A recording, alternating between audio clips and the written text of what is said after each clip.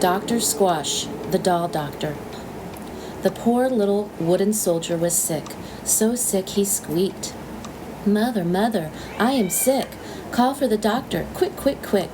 So the other dolls put him to bed and they called for Dr. Squash, the doll doctor. Dr. Squash came running with his little bag. He opened his bag and took out a spoon and a bottle and a stethoscope to listen to the little wooden soldier's heart. Of course, dolls have no hearts, and Dr. Squash knew this, but he pretended they did have hearts because it made the dolls feel better. "Poor old thing," said Dr. Squash. "You need oil. You are positively squeaky." So Dr. Squash gave the little squeaky doll some oil of cherry and some oil of plum in a silver spoon right down his squeaky little throat, and he left some honey and amber cough drops in the case the little soldier coughed. But he didn't, so all the dolls had cough drops the next day, one each, because cough drops are just as good as candy and just as pretty. The little teddy bear fell on his face, and his nose began to bleed red, hot teddy bear blood. "Mother, mother, I am sick. Call for the doctor. Quick, quick, quick." Dr. Squash came running with his little bag. He told the little teddy bear to lie down. He put a piece of paper under his upper lip and a cold cloth on his forehead, and he held his paw. Soon the nosebleed was over, and the teddy bear washed his face and went to sleep. The rag doll couldn't whistle. She had eaten a green persimmon, and she couldn't whistle, so they sent for Dr. Squash. "Say ah," said Dr. Squash. "Ah, ah," said the rag doll. Dr. Squash flashed his little flashlight at the rag doll's tonsils and upper nose. "No sore throat," pronounced Dr. Squash. "You have been eating green persimmons. There is nothing to do now but wait. And next year, wait 2 weeks before you eat them. Wait until the persimmons fall off the tree." The little fireman doll broke his leg. The ladder broke, and the little fireman fell down and broke his leg. They telephoned the doctor. Dr. Squash's car was broken, so they sent the fire engine to get him, and he came rushing with all the whistles blowing. "How is your knee, jerk?" asked the doctor, tapping the fireman's knee. "It doesn't," said the fireman.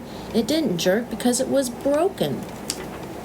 "Get me a board as long as a leg," said Dr. Squash, and he took out rolls and rolls and rolls of white bandages from his black bag, and some adhesive tape and scissors and bright, sharp knife. They brought him the board, and he began to whittle. He whittled it smooth, and he whittled it clean. He whittled the splinters and the rough, sharp edges, and he whittled it just the length of the fireman's leg, from knee to foot, and he gently tied it on. This was called a splint.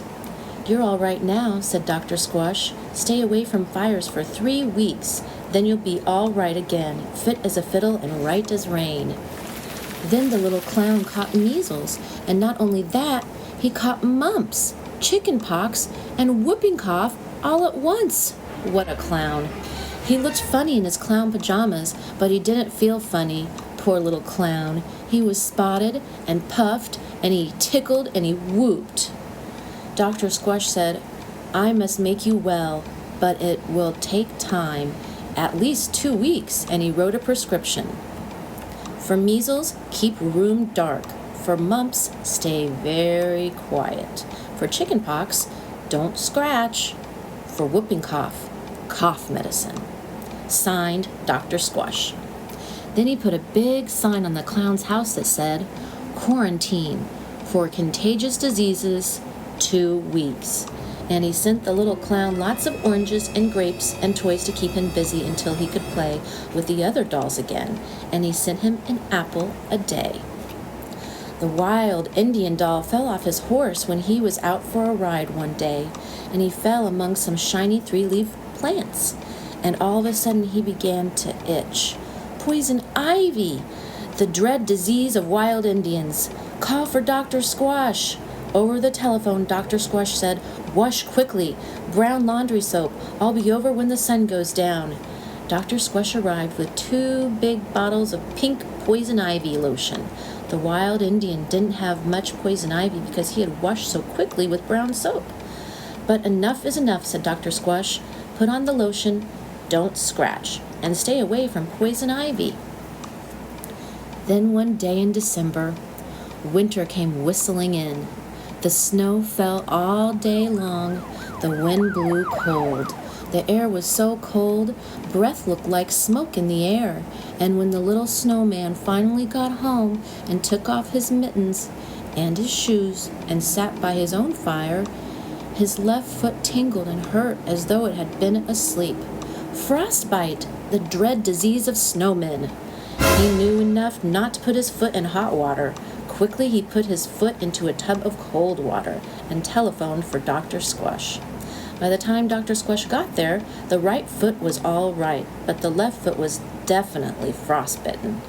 Nothing to do now but to wrap it up in potato peel, said Dr. Squash. So he did.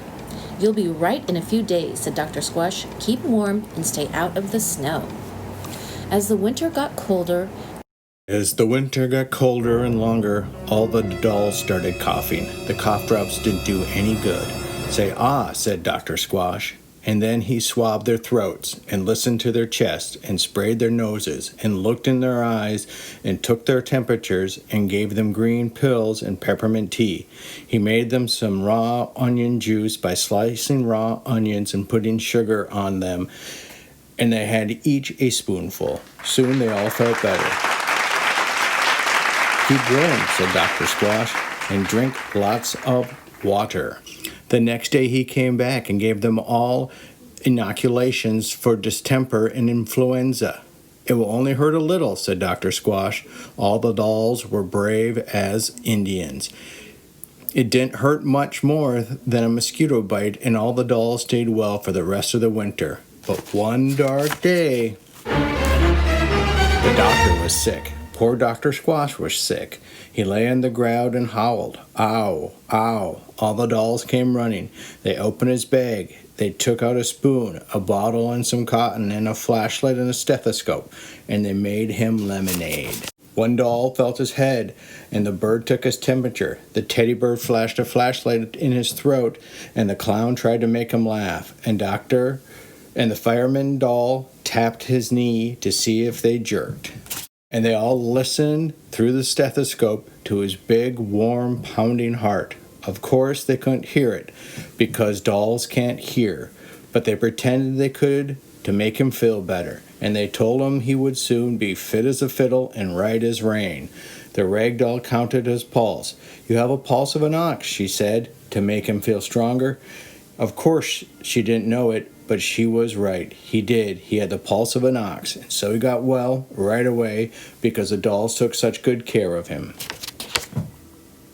And now Dr. Squash is well again. His strength is the strength of 10, and whenever you are sick, call for the doctor. Quick, quick, quick.